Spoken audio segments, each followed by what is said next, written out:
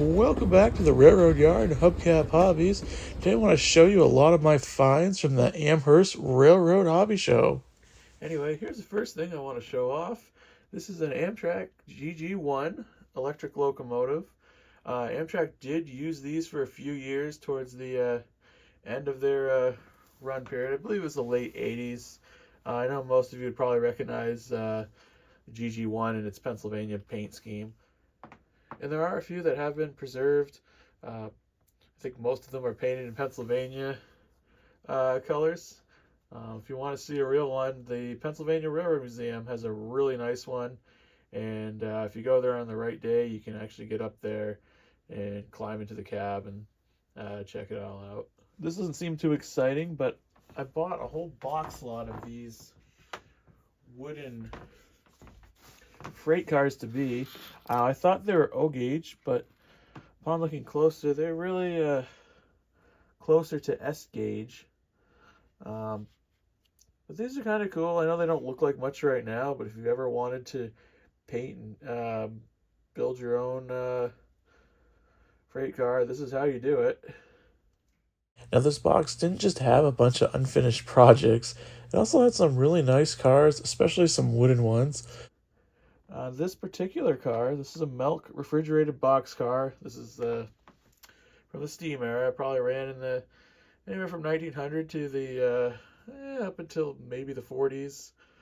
But this is actually this is real wood. And even the frame, it may look like plastic on camera. That is actual real wood. So that's pretty neat. Another interesting thing about this car, and actually let's get another refrigerated box car up here. This is the Hood's grade A milk. Make sure you can actually see it, see the whole thing. There it is. This car is all wood as well. Now this is an O gauge car. A number of you might not know about two-rail O gauge, but that is what this car is. Now, I know when a lot of people, including myself, think of O or O27, the first thing that comes to mind are Lionel trains. But there's actually more to O gauge than just Lionel three-rail. There's also two-rail O gauge. Now, it's not nearly as common as three-rail, but there are groups of enthusiasts that are really into two-rail. And I feel that two-rail really came about because of one of the oldest arguments in model railroading, and that's American flyer guys going after the Lionel three-railers for having trains that run on three rails. And then the Lionel guys hit back saying, well, you guys have the most unrealistic-looking couplers known to known to man out there. So I think two-rail is really the solution to that argument, although it still exists even today. Getting back to two-rail, it tends to attract enthusiasts that really like making custom rolling stock or just very precise, accurate models. In addition to wooden cars, there's also some metal ones in here. This one doesn't want to stay in place at all. And what I really like about it is it's got some like rust on here. I don't know if that was done intentionally or if that's just something that happened to it, but it's really realistic. And speaking of metal cars, got a metal hopper here. Keep forgetting that, Mike. You guys might not be able to see the full thing. This is a very nice New York Central metal hopper, and I can't tell if the wheels are brass or not. Maybe the trucks are. Yeah, it looks like the trucks are brass. Again, small coupler, but all metal, heavy duty. A very nice car. Again, this is all two-rail O gauge. Let's get another one in here to show you guys. Now it's probably hard to tell on camera, but this is actually all brass. A lot of model railroaders consider brass the gold standard of rolling stock or locomotives, and it does look good. You don't have that plastic glaze that you sometimes get on plastic models, but this is an all metal car, and it's surprisingly lighter than you would think. It's got enough weight to keep it on the tracks, but it's not overly heavy. And another great thing about it is if you look real closely at the trucks, there are actual shocks in there. So this is a nice high-end tank car here. This one's a little more rough, but this Wabash hopper is brass, and you can probably tell if you look close. You can see it's got that gold color, and that is brass.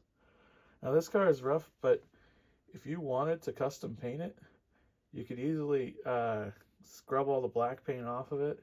You just have that brass metal underneath, and this car would be ideal for repainting, and you can make it in whatever railroad you want. And plus, another cool thing about it, it's got a load of lumber. I don't know if they'd really use a hopper car for lumber. I mean, you think the railroad would want to use a flat or maybe a gondola, but it does have that load in there, so that's kind of cool. And speaking of gondolas, we have a Pennsylvania one right here, and this is wood as well. And if you look closely, it's got just a nice touch of weathering, a little bit of dust,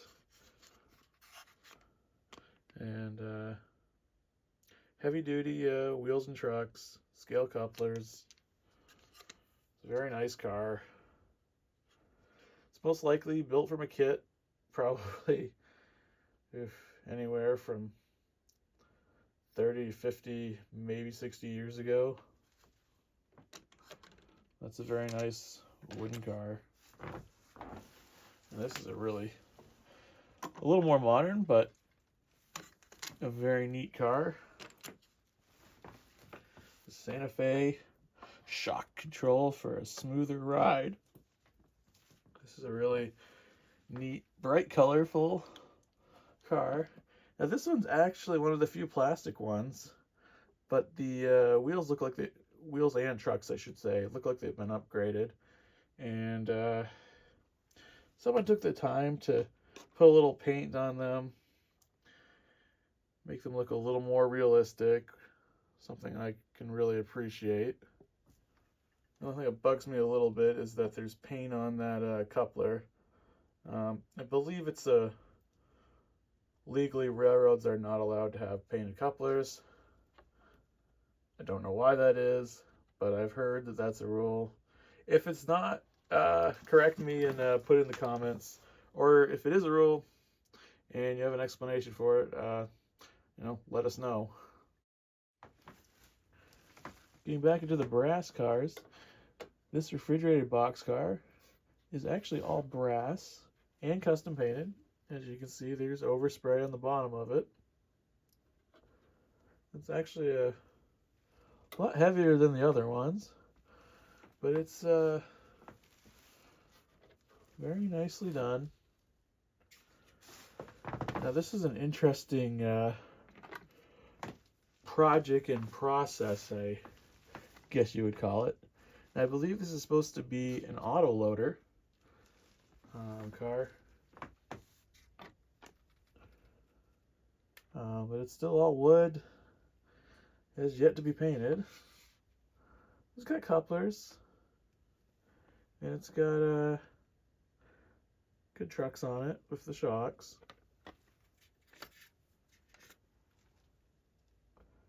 So if you like large rolling stock. That's a little bit different. It's a nice piece. And then, now I believe this is what they call a waffle boxcar, just because of the texture on the outside. Now this is a plastic car with metal wheels and trucks. There's the other side.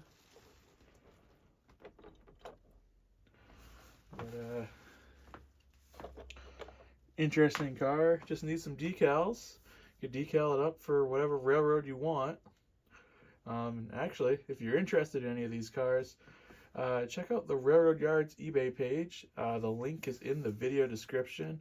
We also just launched our own website and online store. A lot of the trains that I've been showing you in these videos will be posted for sale there, so be sure to check it out. I'll also have a link for that in the video description. Anyway, thanks for watching, and I'll see you in the next video.